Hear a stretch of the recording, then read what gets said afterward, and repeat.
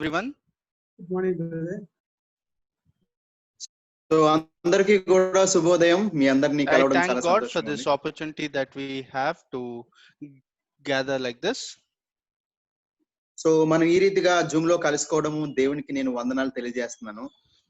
Now, moving into what we have as the topic for today's meeting, I'll quickly move into that since we have limited time. So మనకి చాలా తక్కువ సమయం ఉంది కాబట్టి మనం ఏదైతే అంశాన్ని మాట్లాడుకోవాలనుకుంటున్నామో ఆ అంశంలోకి వెళ్ళిపోదాం. So we have seen that over the last 150 years, the word of God, the Holy Scriptures have come under attack by those who do not want to deal with the reality of a holy God. పరిశుద్ధ దేవుని గురించినటువంటి లేఖనాలు ఏవైతే చెప్తున్నాయో అవన్నీ కూడా ఆ దేవుని యొక్క సంపూర్ణతను తెలియజేయబడకుండా చాలా అటాక్స్ కి అంటే చాలా రకరకాల తప్పుడు బోధలకు గురవుతున్నట్టుగా 150 సంవత్సరాలుగా మనం చూస్తా ఉన్నాం. So we have seen that evolution has been one of the best tools used by the devil to appeal to the intellect of people who want to reject God. జీవ పరిణామ సిద్ధాంతం అనేది ఏదైతే ఉంటుందో అది దేవుని నమ్మకుండా లేకపోతే మేము జ్ఞానులము అని చెప్పుకునే వారు మోసపరిచినటువంటి క్రమంగా మనం దీన్ని చూడవచ్చు. And people who want to reject God because of their sinful rebellion against God and need to continue in a life of sin without fear of God, they appeal to evolution. So ఎవరైతే పాపమునకు ఎక్కువ లోనైపోయి పాప జీవితాన్ని జీవించాలి, దేవునికి వ్యతిరేకమైనటువంటి తిరుగుబాటు జీవితాన్ని జీవించాలనుకున్నారో వాళ్ళందరూ కూడా మేము జ్ఞానులు అని చెప్పుకునే విధంగా జీవ పరిణామ సిద్ధాంతాన్ని ఉపయోగిస్తూ వారు మాట్లాడుతూ ఉంటారు దేవుని గురించి మాట్లాడే విషయంలో.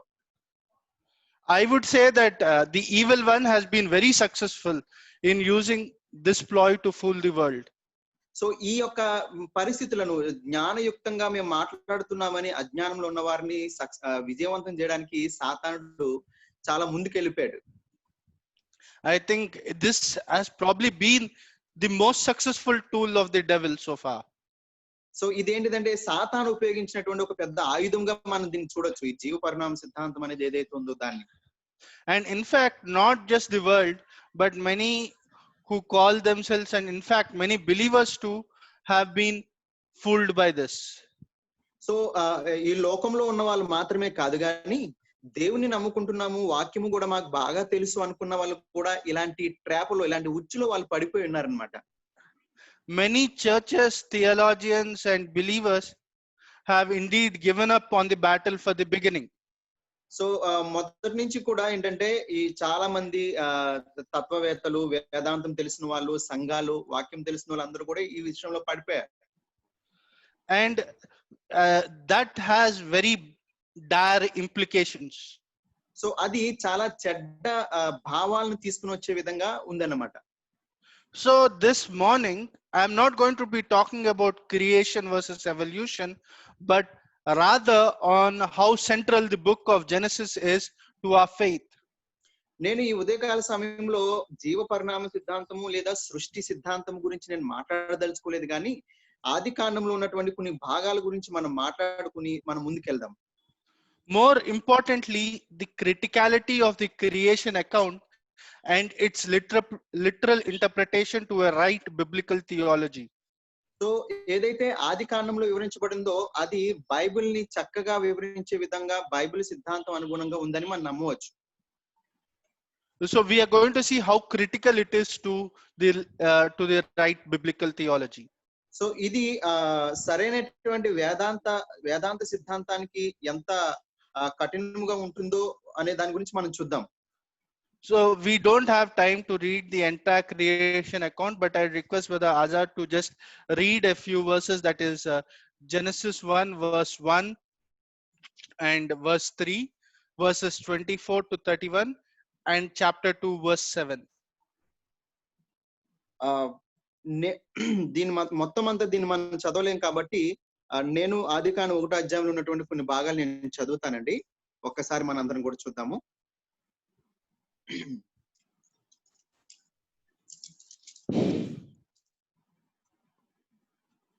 ఆదికాండం 1వ అధ్యాయము 1వ వచనం. ఆదియందు దేవుడు భూమి ఆకాశములను సృజించెను. తర్వాత భూమి నిరాకారముగాను శూన్యంగాను ఉండెను. చీకటి అగాధ జలము పైన కమ్మి ఉండెను. దేవుని ఆత్మ జలములపై అల్లాడుచుండెను. దేవుడు వెలుగు కమ్మని పలుకగా వెలుగు కలిగాను. మళ్ళా 24 నుంచి 31 వరకు ఒకసారి చూద్దామండి. దేవుడు వాటి జాతి ప్రకారము జీవం గల వాటిని అనగా వాటి జాతి ప్రకారము పశువులను, పురుగులను, అడవి జంతువులను భూమి పుట్టించుగాకని పలికెను. ఆ ప్రకారమాయను. దేవుడు ఆయా జాతుల ప్రకారము అడవి జంతువులను, ఆయా జాతుల ప్రకారము పశువులను, ఆయా జాతుల ప్రకారము నేలను, ప్రాకు ప్రతి పురుగును చేసెను. అది మంచిదని దేవుడు చూచెను. దేవుడు మన స్వరూపమందు మన పోలిక చొప్పున నరులను చేదము.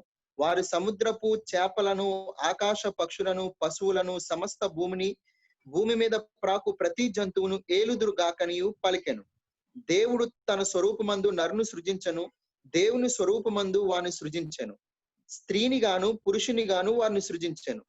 దేవుడు వారిని ఆశీర్వదించెను. ఎట్లనగా మీరు ఫలించి అభివృద్ధి పొంది విస్తరించి భూమిని నిండించి దానిని లోపరుచుకునుడి. సముద్రపు చేపలను, ఆకాశ పక్షులను, భూమి మీద ప్రాకు ప్రతి జీవిని ఏలుడని దేవుడు వారితో చెప్పెను.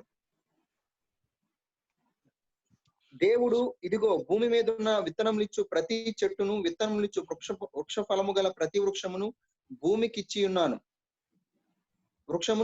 ఉన్నాను. అవి మీకు ఆహారమగును. భూమి మీద నుండి జంతువులన్నిటికీ, ఆకాశ పక్షులన్నిటికీ, భూమి మీద ప్రాకు సమస్త జీవులకును పచ్చని చెట్లనియు ఆహారమగునని పలికెను. ఆ ప్రకారమాయను. దేవుడు తాను చేసినది యావత్తును చూచినప్పుడు అది చాలా మంచిదిగా నుండెను. అస్తమయమును ఉదయమును కలగగా 6వ దినమాయను. ఇంకొక వరుస ఉందండి, అది కూడా చదువుదాము. 2వ అధ్యాయము 7వ వచనం చదువుదాం. దేవుడైన యెహోవా నేల మంటితో నరును నిర్మించి వాని నాసిక రంధ్రములలో జీవవాయువును ఊదగా నరుడు జీవాత్మ ఆయను. Let's pray. Lord, this time we thank you for your word, which is so clear in what it speaks and reveals to us, even as we spend a short time trying to understand the criticality of this faith that you have given us. Please be with us as we go through this. In Jesus' name I pray. Amen. Amen. So I think the portions that Brother Azad has read are very familiar to us. Brother Azad ఏదైతే చదివారో అది మనందరికీ తెలిసిన వచన భాగమే ఉంది. But if we look at it in the reality of where we live, more often than not, those verses are rejected, or so to say, we don't really consider them in our regular Christian walk. So మన క్రైస్తవ జీవన విధానంలో అనుదినము దేవునితో నడిచేటప్పుడు వాటిని మనము పట్టించుకునేటువంటి పరిస్థితి కూడా చాలా సార్లు గమనిస్తూ ఉంటాం. And if you look at the outside world, this is what is mostly attacked, and that is why many of the churches have given up on the battle of this. So ఈ సంఘాలు కూడా ఇలాంటి ఏమంటారు వాక్యం యొక్క అర్థాన్ని, వాక్యంలో ఉన్నటువంటి భావార్థాన్ని వారు తెలుసుకోలేకపోయారు కాబట్టి సంఘాలు కూడా వీటిని వదిలిపెట్టేయడం జరిగింది, ఈ సత్యాలను. Or rather, they did not want to defend the truth here, so therefore they have given up on this. So ఇలాంటి సత్యాన్ని ఉన్నట్టుగా దాన్ని ఎదుర్కొని ప్రతి తర్కమును ఎవరైతే వ్యతిరేకంగా వాక్యానికి మాట్లాడుతున్నారో దాన్ని ఎదురించి మాట్లాడేటువంటి జ్ఞానము వారు నేర్చుకోలేకపోయారు కనుక ఈ సత్యాన్ని వదిలిపెట్టేశారు వాళ్ళు. Yes. So anyways, we know that the book of Genesis is written by Moses through the inspiration of the Holy Spirit. పరిశుద్ధాత్మ ప్రేరేపణ ద్వారా మోషే గారు ఈ యొక్క ఆదికాండ గ్రంథాన్ని రచించారని మనందరికీ తెలుసు. And it literally means beginnings or origins. So ఇదేంటిదంటే ఇది ఆరంభము లేదా మూలము అని మనకు తెలుసు ఆదికాండం అంటే ఏంటిదో. And we see in this book of origins, we see the origin of the universe. మనము విశ్వము యొక్క మూలమును చూస్తాము దీంట్లో, ఈ యొక్క గ్రంథంలో. We see origin of order and complexity. మనము ఒక క్రమము మిశ్రమము అనే ఒక మూలమును కూడా మనం చూస్తాము. We see origin of solar system. మనము సౌర మండల వ్యవస్థ అనే ఒక మూలంను కూడా చూస్తాము. We see the origin of life. మన జీవితము అనే మూలాన్ని కూడా చూస్తాము. We see the origin of man. ఆ మనిషి యొక్క మూలమును కూడా చూస్తాము. We see the origin of marriage and family. వివాహము అలాగే కుటుంబ వ్యవస్థ అనే మూలమును కూడా ఈ గ్రంథంలో చూస్తాం. We see the origin of languages. ఆ భాషలు అనేటువంటి మూలాన్ని కూడా ఈ గ్రంథంలో చూస్తాం. We see the origin of government. ఆ ప్రభుత్వం యొక్క మూలం కూడా ఇక్కడ చూడొచ్చు. We see the origin of culture, nations and religion. సంస్కృతి, జాతులు, మతాలు, కులాలు అనేటువంటి ఆ యొక్క మూలాన్ని కూడా మనం ఇక్కడ చూడొచ్చు. But unfortunately we also see the origin of evil. ఇక్కడ దురదృష్టం ఏంటిదంటే ఇంకా సాతాను యొక్క మూలాన్ని కూడా మనం ఇక్కడ చూడొచ్చు. We see the origin of evil. We see the origin of judgment of evil too. ఏదైతే చెడు చేయడం ద్వారా, సాతాను క్రియలు చేయడం ద్వారా వచ్చేటువంటి తీర్పు ఏదైతే ఉందో దాని యొక్క మూలం కూడా ఈ గ్రంథంలో మనం చూడొచ్చు. We see also unfortunately the origin of murder. ఇక్కడ హత్యలు అనేది కూడా, హత్య అనే మూలాన్ని కూడా ఈ గ్రంథంలో మనం చూడొచ్చు. And for us as believers we see also the origin of salvation. విశ్వాసులుగా మనమైతే రక్షణ యొక్క మూలాన్ని కూడా ఇక్కడ మనం గమనించవచ్చు. And so, therefore, since Genesis is the book of origins, it is essential for us to understand and be certain of what is written in the book. ఈ యొక్క గ్రంథంలో రాయబడినటువంటి ఈ మూలాలన్నీ కూడా మనకి అర్థవంతంగా ఉన్నాయి. దీన్ని మనము చాలా చక్కగా అర్థం చేసుకోవచ్చు. So we need to be certain of this because it is foundational to the rest of the Bible. దీనికి మనం ఒక మంచి నిశ్చయతను మనం కలిగి ఉండాలి. ఎందుకంటే ఆది కాండము మిగతా గ్రంథాలు అన్నిటికీ కూడా మూలము ఏమంటారు, ఒక మంచి పునాది అయి ఉందన్నమాట ఆది కాండం. కాబట్టి దీన్ని మనం రూఢిగా నమ్మి దృఢపరచుకోవాలి మనం. Actually, without accepting the book of Genesis as truth, there can be no understanding of anything that exists and its purpose. So ఆది కాండం అనే పుస్తకాన్ని సరిగా అర్థం చేసుకోకపోతే మిగతా వారు ఏదైనా కానివ్వండి, ఏ సిద్ధాంతాన్నైనా కానివ్వండి, మనం అర్థం చేసుకోవడం కష్టమైతుంది మనకి. Many today and over the last century have compromised on this front. So ఈ యొక్క మొదటగా ఉన్నటువంటి ఏదైతే మనకు ముఖ చిత్రంగా కనబడుతుందో ఈ ఆది కాండము, దీని విషయంలో చాలా మంది నీరు గారిపోయారు సరిగా అర్థం చేసుకోలేక. While claiming that they believe the rest of the Bible. So వాళ్ళు మళ్ళీ ఏమని చెప్తారంటే మేము బైబిల్ అంతా మేము నమ్ముతాము అని చెప్తారు కూడా. So they believe in theistic evolution. వాళ్ళు వేదాంత జీవ పరిణామాన్ని నమ్ముతారు వాళ్ళు. Or they say that there's a day age theory. వాళ్ళు కాల పరిణామ సిద్ధాంతం కూడా ఉందని కూడా చెప్తారు. Or what they call progressive creationism. ఏమంటారంటే ప్రగతి సాధించేటువంటి సృష్టి కూడా ఉందన్నట్టుగా వాడు చెప్తారు. So they attempt to harmonize the Bible with what the latest science is saying. ఇప్పుడున్నటువంటి ప్రస్తుత శాస్త్ర సంకేతకంగా ఉన్నటువంటి ఇప్పుడున్న సైన్స్ ఏదైతే చెప్తుందో దాన్ని ఆధారం చేసుకుని బైబిల్ వివరిస్తున్నారు తప్ప బైబిల్ ఉన్నది ఉన్నట్టుగా వారు చెప్పలేకపోతున్నారు. And we know that science keeps changing. మనందరికీ తెలిసిన జగమెరిగిన సత్యం ఏంటిదే అంటే శాస్త్రము అంటే సైన్స్ ఎప్పటికప్పుడే మారిపోతూ ఉంటది. And we will see today it is not possible for someone to not actually believe in a literal interpretation of the Genesis creation account without it impacting how they end up treating the rest of the Bible. So ఏంటిదంటే ఈ యొక్క ఆది కాండము అర్థం చేసుకోకపోతే మిగతా పుస్తకాల యొక్క అర్థం కూడా అర్థం కాదన్నటువంటి ముగింపుతో ఇది ముగించవలసి వస్తుంది. So we see if we can't believe Genesis, then there are no answers to a number of questions. ఒకవేళ చాలా ప్రశ్నలు గనక సమాధానం దొరకపోతే ఆది కాండాన్ని మనం నమ్మలేం కదా.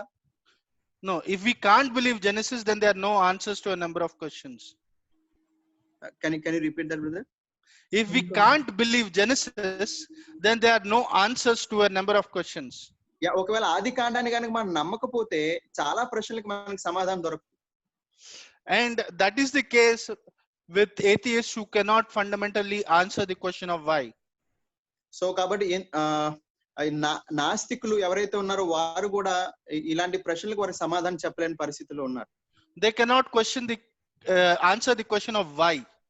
ఎందుకు అనే ప్రశ్నకు వారు సమాధానం చెప్పలేకపోతున్నారు. So what happens if we don't accept the Genesis 1, 2, 3 account? ఒకవేళ మనము ఆదికాండము 1, 2, 3 వచనాలు కనుక మనము అర్థం చేసుకోకపోతే ఏం జరుగుతుంది? Chapters 1, 2, 3. 1, 2, 3 అధ్యాయాలను కనుక మనం అర్థం చేసుకోకపోతే మనకి ఏం జరుగుతుందని చూద్దాం. Suppose we say that God used progressive creation or theistic evolution. ఒకవేళ మనం వేదాంత జీవ పరిణామం కానివ్వండి, progressive what is that brother? Progressive creation. సృష్టిని సృష్టించే విధానంగా మనం ఒకవేళ తెలుసుకోకపోతే, so if we say that God started the process and used evolution, as some say, does that make sense? Can you repeat that, brother? If we say that God started the process and used evolution, like some people say, does that make sense? దేవుడు ఒక విధానాన్ని సృష్టించి ఆయన జీవ పరిణామాన్ని కూడా వాడాడు అనుకుంటే కనుక ఇదేమైనా మనకు అర్థవంతంగా ఉంటుందా? So logically speaking, evolution means that animals died to evolve. మనం గనక తార్కికంగా ఆలోచిస్తే ఇవాల్యూషన్ అంటే జీవ పరిణామ సిద్ధాంతం అంటే ఏంటిదంటే అవి మళ్ళా తిరిగి సృష్టించబడడానికే చచ్చిపోతాయి అని చెప్పడం. Yeah, so that would mean that death was there even before man. So దాని అర్థం ఏంటిదంటే మనిషి కంటే ముందే మరణం ఉంది అనేటువంటిది చెప్తుంది ఇక్కడ. And therefore death is not a result of sin. So కాబట్టి మనం ఇక్కడ అర్థం చేసుకోవాల్సింది ఏంటంటే పాపానికి వచ్చేటటువంటి జీతము మరణం కాదు అని అక్కడ అర్థమవుతుంది. So therefore if you don't believe in a literal interpretation of what God teaches in the Bible, you are saying that sin or rather death entered the world even before sin. So కాబట్టి ఇది కనుక మనం ఇంకా లోతుగా వెళ్తే కనుక పాపము కంటే ముందే మరణము అలాగే శాపము ఉన్నది అనే అర్థం ఇక్కడ రావడం జరుగుతూ ఉంటది. Yeah, so if you believe in an old age theory for the earth, that means you believe that the earth was suffering the consequences of sin even before man arrived. So ఇక్కడ మనము ఇంకా ప్రాచీన కాలంలో కనుక మనము ఆ ఆలోచనతో ఆలోచిస్తే మనిషి పుట్టక ముందే, మనిషి పాపం చేయకముందే ముందు నుంచి కూడా పాపము దాని యొక్క మరణమైనటువంటి దాని యొక్క జీతమైనటువంటి మరణము ఉన్నది అనేది అక్కడ అర్థమవుతూ ఉంటది. And also let's see the rest of the Bible. ఇంకా మిగతా బైబిల్ గ్రంథాన్ని కూడా చూద్దాం. So in John 1:3 we see through him all things were made, without him nothing was made that has been made. So ఆయన లేకుండా ఏదీ కలగలేదు, కలిగిన సమస్తమును ఆయన ద్వారా ఆయన మూలంగా కలిగినదని యోహాను సువార్త 1:3 మనం చూస్తాం. So we see without him nothing was made that has been made. So ఆయన లేకుండా ఏదైతే కలిగి ఉన్నదో ఆయన లేకుండా ఏది కలగలేదు అని ఉన్నది. No scope for evolution there. అక్కడ జీవ పరిణామ సిద్ధాంతానికి అక్కడ ఏ రకమైనటువంటి స్కోప్ లేదు అక్కడ. Since all things were made through the word. ఎందుకంటే సమస్తము కూడా ఆయన మాట ద్వారా కలిగినాయి కాబట్టి. Even in Hebrews chapter 11, a familiar verse. హెబ్రీయులకు రాసిన పత్రిక 11వ అధ్యాయంలో కూడా మనకు తెలిసిన మాట ఉంటుంది. It talks about by faith how we understand things. So విశ్వాసం ద్వారా మనం ఎలా అర్థం చేసుకోగలుగుతాం అనే దాని గురించి అక్కడ ఉంటుంది మనకి. It says by faith we understand that the world were prepared by the word of God. విశ్వాసం ద్వారా మనం దేవుని యొక్క వాక్యాన్ని అర్థం చేసుకుంటామని అక్కడ రాయబడి ఉన్నది. We see that God spoke and everything was created. So దేవుడు మాట్లాడడం ద్వారా ఆయన నోటి నుంచి వచ్చిన మాట ద్వారా సమస్తము కూడా సృష్టించబడిందని ఉంది. So also let us listen carefully to this. దీన్ని మనం చాలా జాగ్రత్తగా విందామండి. So that what is seen was not made out of things which are visible. So ఏదైతే దృశ్యమైన ఉన్నావో అవి Can you repeat that, brother? Once So again? I think you look at, I think it's Hebrews chapter 11. It's written there, what is seen was so made out of things which was not made out of things which are visible. Yeah విశ్వాసం అనేది నిరీక్షింపబడి వాటి యొక్క నిజ స్వరూపమును అదృశ్యమైనవి ఉన్నవనటకు రుజువై ఉన్నది. Yeah. So now that is a statement, means if we look at it in this context, it totally discounts evolution. So కాబట్టి ఇక్కడ మనము ఈ యొక్క సందర్భంలో మనం చూసుకుంటే కనుక జీవ పరిణామ సిద్ధాంతానికి సరైనటువంటి సమాధానం ఇది ఉండగలుగుతుంది. What we see in the created world around us was not made out of of some other material. ఏదైతే ఇప్పుడు సృష్టించబడిన సృష్టి ఉందో ఏదో లేని పదార్థం చేత కాదు కానీ దేవుని చేత, దేవుని మాట ద్వారా సృష్టించబడింది. So everything you see in God's created universe was made by him out of nothing. That is out of nothing. ఏమీ లేనప్పుడు శూన్యంలో నుంచి సమస్తము కూడా దేవుని ద్వారా సృష్టించబడింది అన్నమాట. We see in Colossians 1:16, speaking of Christ who is God the creator, we see for by him all things were created. So కనుక కొలసీలు రాసిన పత్రిక 1:16 చూస్తే ఏలయనగా ఆకాశమందున్నవన్నీ భూమి అందున్నవన్నీ దృశ్యమైనవి గాని అదృశ్యమైనవి గాని అవి సింహాసనములైనను ప్రభుత్వములైనను ప్రధానులైనను అధికారములైనను సర్వమును ఆయన యందు సృష్టించబడును, సర్వమును ఆయన ద్వారాను ఆయన బట్టి సృష్టించబడెను అని ఉంది. We see in Isaiah 40:28, do you not know, have you not heard, the everlasting God, the Lord, the creator of the ends of the earth, does not become weary or tired, his understanding is inscrutable. What is that reference, brother? Can you Isaiah 40:28. మనం యెషయా గ్రంథము 40:28 చూసుకున్నట్లయితే అది ఉంటుందండి. నేను చదివి వినిపిస్తాను ఒకసారి మీకు.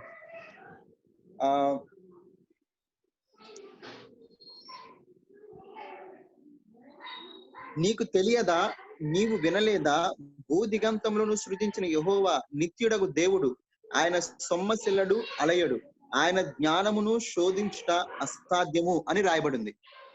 Also in Isaiah 42:5 we see, thus says the God the Lord who created the heavens and stretched them out, who spread out the earth and its offspring, who gives breath to the people on it and spirit to those who walk in it.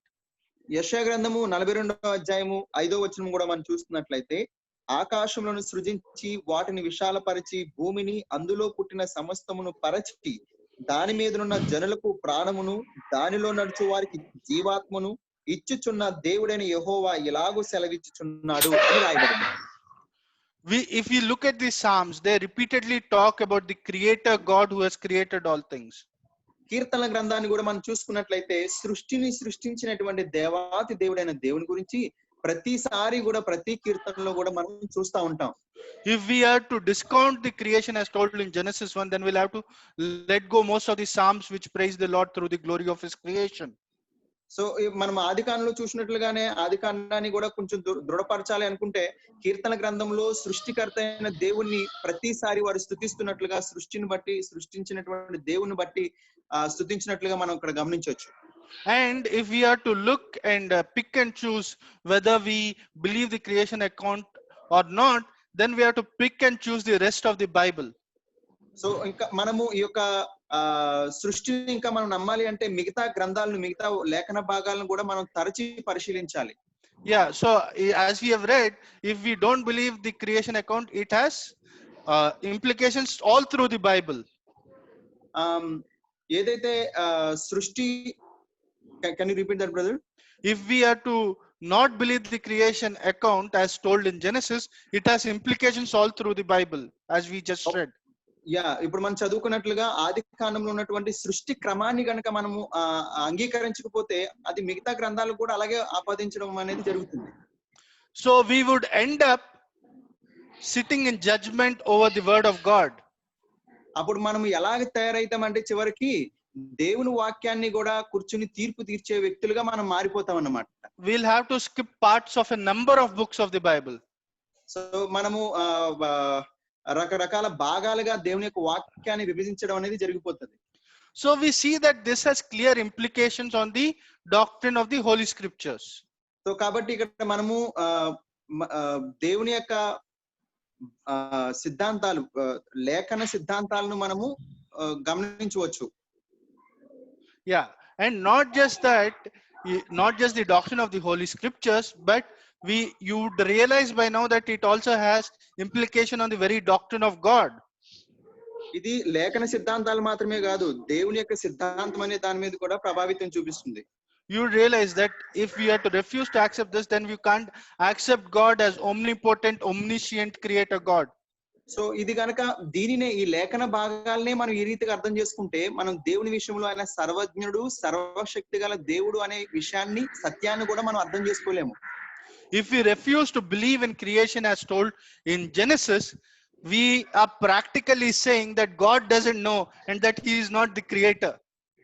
అలాగే సృష్టి, ఆది కాలంలో చెప్పనటువంటి సృష్టి దేవుడి సృష్టి నిజము కాదు అని నువ్వు చెప్పినట్లయితే, దేవుడు సృష్టికర్తని, సర్వాన్ని సృష్టించినటువంటి దేవుడు అని మనం దేవుని తిరస్కరించిన వారం అవుతాం.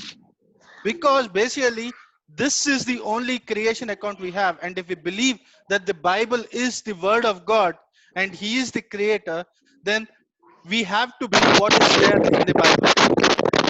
సో కాబట్టి ఇక్కడ మనం అర్థం చేసుకోవాల్సింది ఏంటంటే, ఆది కాండములో సృష్టి గురించి ఏదైతే రాయబడిందో అది దేవుని యొక్క ఔన్నత్యాన్ని, దేవుని యొక్క గొప్పతనాన్ని వివరించేదిగా ఉంది. కాబట్టి దాన్ని మనం నమ్మాలి. So if we don't believe in the book of Genesis and we believe in evolution or even progressive creation, then we have to end up saying that God didn't create man in his image. ఒకవేళ మనము జీవ పరిణామ సిద్ధాంతాన్ని నమ్మి మిగతా దేవుని యొక్క గ్రంథం చెప్తున్నది కనుక మనం నమ్మకపోతే, దేవుడు సృష్టికర్త కాదు అనేటువంటి దానికి చివరికి మనం చేరుకుంటాం. So in that case, you would have to end up saying that we won't be able to explain how sin came into the world or how evil exists. So కాబట్టి ఈ లోకంలోకి పాపం ఎలా వచ్చింది, సాతానుడు ఎలా ప్రవేశించాడు అనే దాన్ని కూడా మనము వివరించలేని స్థితిలోకి వెళ్ళిపోతాం అన్నమాట. And if we can't explain or identify sin, then we don't have a need for a savior.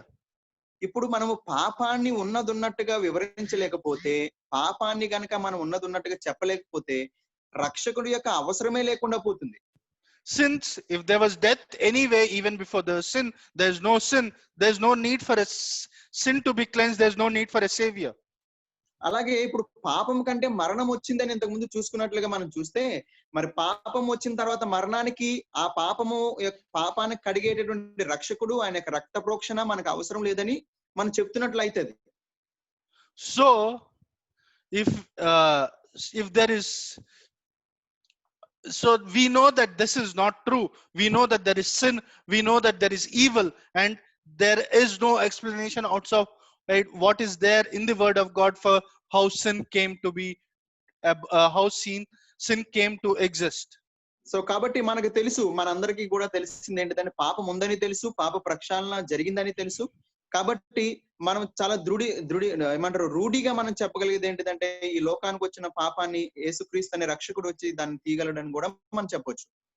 So we see that this is fundamental to the doctrine of Holy Scriptures, to the doctrine of God, to sin, doctrine of sin, and the doctrine of salvation too. అలాగే దీన్ని బట్టి మనం ఏం చెప్పొచ్చు అంటే, లేఖన సిద్ధాంతాలకి, అలాగే రక్షణ అనే సిద్ధాంతానికి, పాపం అనే సిద్ధాంతానికి, దేవుడు అనే సిద్ధాంతానికి, ఇవన్నీ కూడా నిజాలు అని ఈ లేఖనాలను ఆధారం చేసుకుని మనం చెప్పొచ్చు. And if we don't believe God can create the world that we see by his word in 6 days, ఒకవేళ కనుక 6 దినాల్లో దేవుడు సృష్టిని సృష్టించాడు అనే ఈ యొక్క సిద్ధాంతాన్ని మనం నమ్మలేకపోతే, then how do we believe what is said in 2 Peter and in Revelation that God is going to destroy this world in no time and create a new heaven and new earth? పేతురు గారు రాసిన 2వ పత్రికలో, అలాగే ప్రకటన గ్రంథంలో ఈ భూమిని అంతటిని కూడా నాశనం అయిపోతాయి, అలాగే క్రొత్త భూమి క్రొత్త ఆకాశం వస్తుంది అని చెప్పబడిన మాటలను మనం ఎలా నమ్మగలుగుతాము? So if you can't believe that God created this world in 6 days, then obviously do you think that the new world, the creation of the new world would also require billions of years?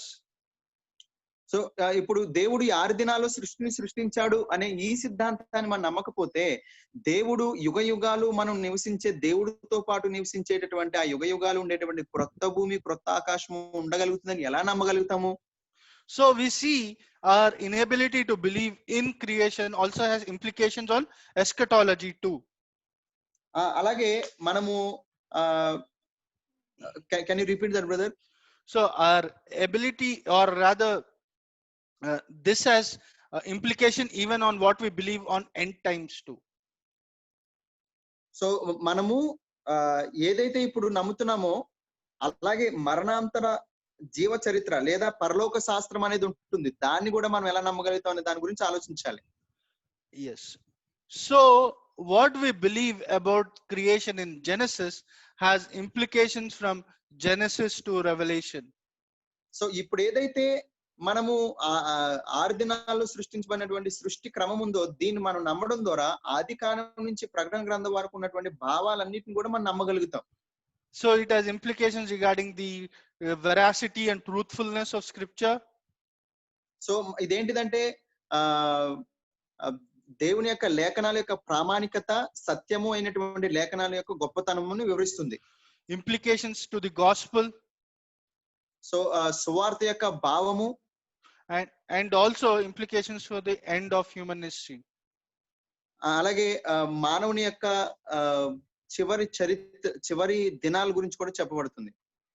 So there is a writer called Henry Morris who talks about the New Testament's usage of the word Old Testament in this way. Henry Morris అనేటువంటి వ్యక్తి కూడా చెప్తా ఉన్నారనమాట, పాత నిబంధన గ్రంథాల యొక్క లేఖనాలను నూతన నిబంధనకి ఎలా వాళ్ళు ప్రస్తావించారు అనే విధానంలో. So the New Testament is, if anything, even more dependent on Genesis than the Old. నూతన నిబంధన గ్రంథం అంతా కూడా, క్రొత్త నిబంధన గ్రంథం అంతా కూడా ఆది కాండం మీద ఎక్కువగా ఆధారపడి ఉంది, ఆది కాండాన్ని ఎక్కువ ప్రస్తావిస్తుందని మనం చూడొచ్చు. There are at least 165 passages in Genesis that are either directly quoted or clearly referred to in the New Testament. 165 సారాంశాలు లేదా 165 అంశాలన్నీ కూడా క్రొత్త నిబంధన గ్రంథంలో ఆది కాండం నుంచి ప్రస్తావించబడ్డాయనేటువంటి సత్యాన్ని కూడా మనం ఇక్కడ చూడొచ్చు. Many of them are alluded to more than once. చాలావి ఒక్కదానికంటే ఎక్కువగా ప్రస్తావించడం జరిగింది నూతన నిబంధన గ్రంథంలో. So that there are at least 200 quotations or references to Genesis in the New Testament. క్రొత్త నిబంధన గ్రంథంలో 200 వాక్య భాగాలు కూడా ఇక్కడ చెప్పడం జరిగింది నూతన క్రొత్త నిబంధన గ్రంథంలో. References to Genesis. ఆది కాండంలో ఉన్నటువంటి ఆది కాండాన్ని ప్రస్తావిస్తున్నాయి అన్నమాట. It is significant that the portion of Genesis which has been the object of the greatest attacks of skepticism and unbelief, the first 11 chapters is the portion which has the greatest influence on the New Testament. So ఇప్పుడు సంశయవాదము లేదా అసత్యవాదన అనేటువంటివి ఏదైతే ఉందో ఆది కాండంలో ఉన్నటువంటి వాటిని క్రొత్త నిబంధనలో చెప్పబడిన వాటిని కలిపితే ఇది సత్యమని మనం రూఢీపరచుకోవచ్చు. So the first 11 chapters which are most doubted by skeptics have the greatest influence on New Testament. So ఏదైతే ఆదికాండం మొదటి 11 అధ్యాయాలు ఉన్నాయో ఈ సంశయవాదులందరికీ కూడా మనం చెప్పే ఆన్సర్ ఏంటిదంటే నూతన నిబంధన గ్రంథంలో అవి ప్రస్తావించబడ్డాయని మనం చెప్పొచ్చు. There exist over 100 quotations or direct references to Genesis 1 to 11 in the New Testament. ఆదికాండం 1వ అధ్యాయం నుంచి 11వ అధ్యాయం వరకు ఉన్నటువంటి వాటిలో 100 ఏమంటారు రిఫరెన్స్లు నూతన నిబంధన గ్రంథంలో కూడా ఉన్నాయని మనం చెప్పొచ్చు. Furthermore, every one of those 11 chapters is alluded to somewhere in the New Testament. ఇంకా చెప్పాలి అని అంటే 1వ అధ్యాయం నుంచి 11వ అధ్యాయం వరకు ఆదికాండంలో ఉన్నటువంటి ఆ భాగాల్లో చాలా మటుకు రిఫరెన్సెస్ కొత్త నిబంధన గ్రంథంలో ఉన్నాయని కూడా చెప్పొచ్చు. Every chapter. ప్రతి ఒక్క అధ్యాయంలో నుంచి కూడా. Furthermore, every one of the New Testament authors refers somewhere in his writings to Genesis 1 to 11. Every New Testament author. క్రొత్త నిబంధన గ్రంథాన్ని రాసినటువంటి ఎవరైతే రచయితలు ఉన్నారో వీళ్ళందరూ కూడా ఆది కాండంలో ఉన్నటువంటి ఏదో ఒక అంశాన్ని వారు తీసుకుని ప్రస్తావిస్తూ వారు రాసిన గ్రంథాల్లో వాళ్ళు రచించడం జరిగింది. Even the Lord Jesus Christ on 6 different occasions quoted from or referred to something or someone in those first 11 chapters. ప్రభు అయిన యేసుక్రీస్తు వారు కూడా మొదటి 11 అధ్యాయాలు, ఆది కాండంలో ఉన్న మొదటి 11 అధ్యాయాల నుంచి ఎక్కడో ఒక చోట ఏదో ఒక ఉపమానంలోనో ఎక్కడో ఒక చోట ఆ యొక్క 11 అధ్యాయాలు ఉన్నటువంటి మాటలను ఉపయోగించడం కూడా ఇక్కడ జరిగింది. Including specific references to each of the first 7 chapters.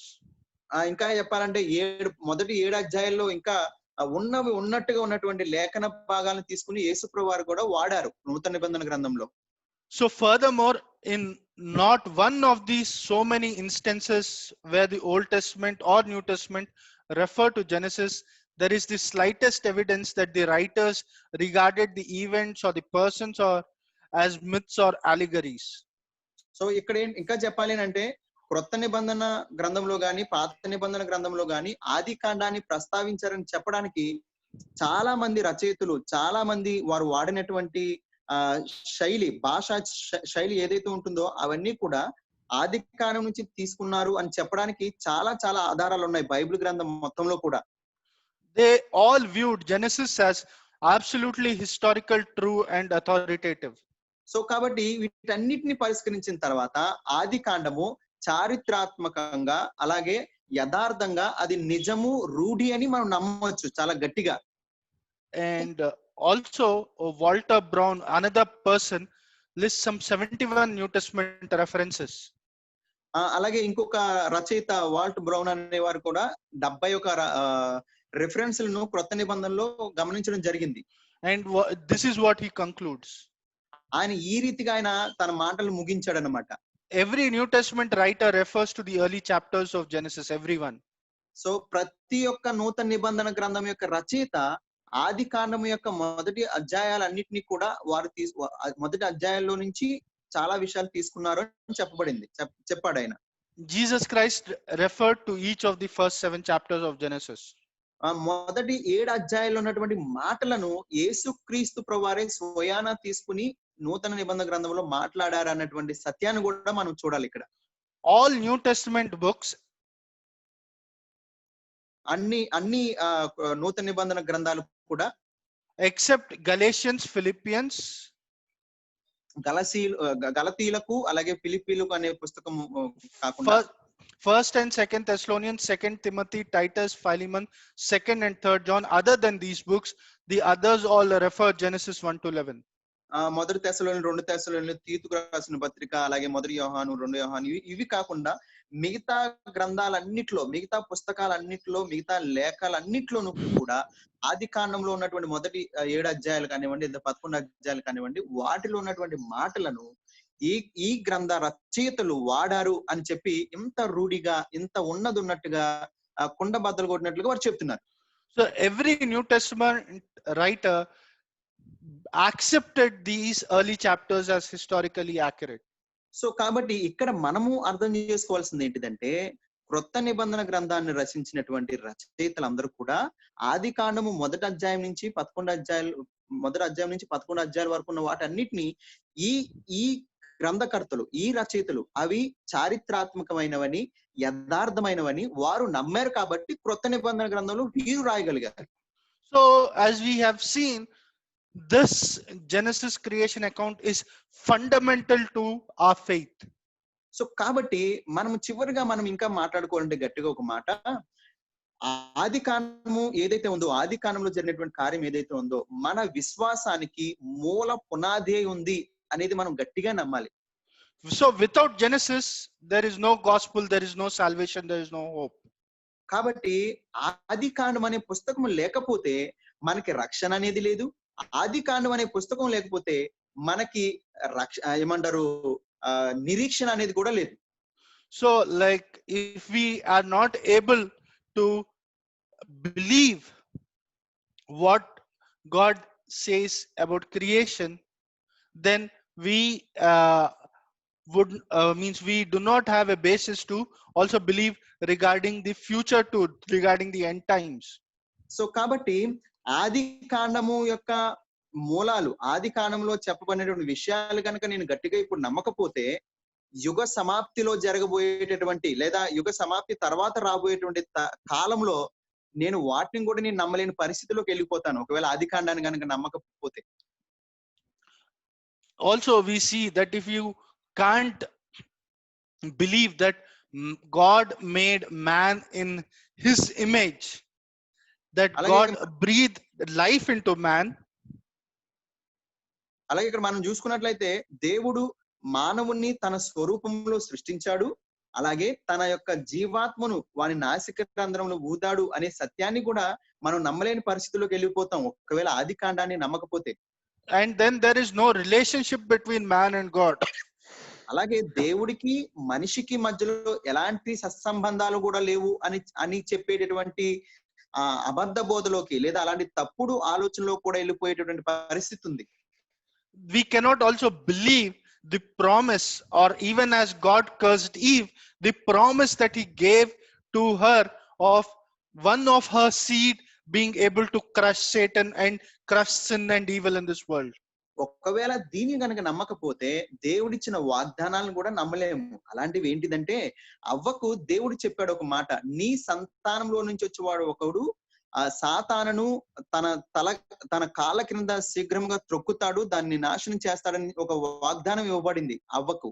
So అది కూడా మనం నమ్మలేని పరిస్థితిలోకి వెళ్ళిపోతాం. So as some people believe that Adam and Eve are not real people, it is just a fable. If that is not real, then how do we explain sin?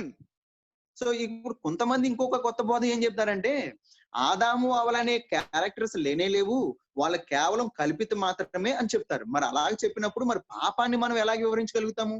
So if they are not real people, there is no real sin, and then there is no the rest of the Bible also will have to throw aside. So కాబట్టి ఆదాము అవలు అనేవారు నిజం కాకుండా వాళ్ళకి కేవలం కల్పిత కథలు లేకపోతే ఏదో ఒక సృష్టించబడిన పాత్రలను నమ్మితే పాపం అనే దాని గురించి మనం మాట్లాడాల్సిన అవసరమే లేదు. సో పాపం అనే దాని గురించి మాట్లాడిన అవసరం లేనప్పుడు బైబిల్ మనం పక్కన తీసి పెట్టేసేయాలి. బైబిల్ యొక్క అవసరం కూడా మనకు ఉండదు మరి.